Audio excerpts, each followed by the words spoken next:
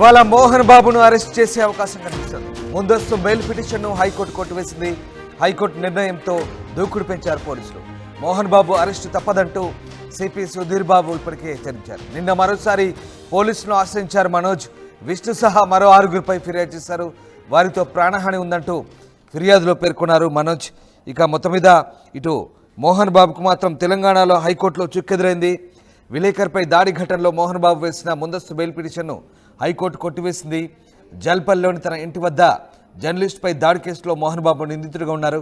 ఈ కేసులో ముందస్తు బెయిల్ కోరుతూ ఆయన తరపు లాయర్ హైకోర్టులో వాదన వినిపించారు. ప్రస్తుతం మోహన్ బాబు తిరుపతిలో ఉన్నారని, గుండె నరాల సంబంధిత వ్యాధులతో బాధపడుతున్నారంటూ న్యాయవాది ధర్మాసనం దృష్టికి తీసుకువచ్చారు.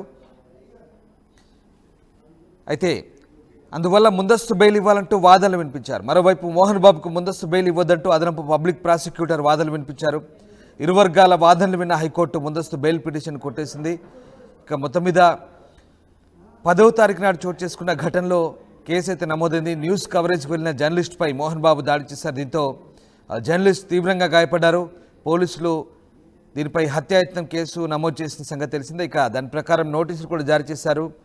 ఈ కేసులో ముందస్తు బెయిల్ మంజూరు చేయాలని, అరెస్టు తదుపరి దర్యాప్తు చేయకుండా పోలీసులను ఆదేశించాలంటూ మోహన్ బాబు హైకోర్టులో పిటిషన్ దాఖలు చేశారు.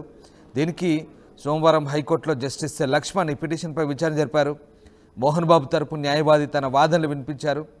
ఇది అనుకోకుండా జరిగిన ఘటన అంటూ ఆయన కోర్టుకు చెప్పే ప్రయత్నం చేశారు. అయితే మొత్తం మీద ఇటు బాధితుడి వాంగ్మూలం ప్రకారం కూడా కొన్ని సెక్షన్లు జోడించి ఈ కేసులో మోహన్ బాబు విచారణకు హాజరు కావాల్సిందేనంటూ ముందస్తు బెయిల్ మంజూరు చేయవద్దంటూ ఇటు బాధితుల తరపు అలాగే పబ్లిక్ ప్రాసిక్యూటర్ ప్రభుత్వం తరపు న్యాయవాది వాదించారు. దీంతో ఇరు వర్గాల వాదనలు విన్న న్యాయమూర్తి మోహన్ బాబు బెయిల్ పిటిషన్ అయితే కొట్టివేసిన పరిస్థితి కనబడుతోంది.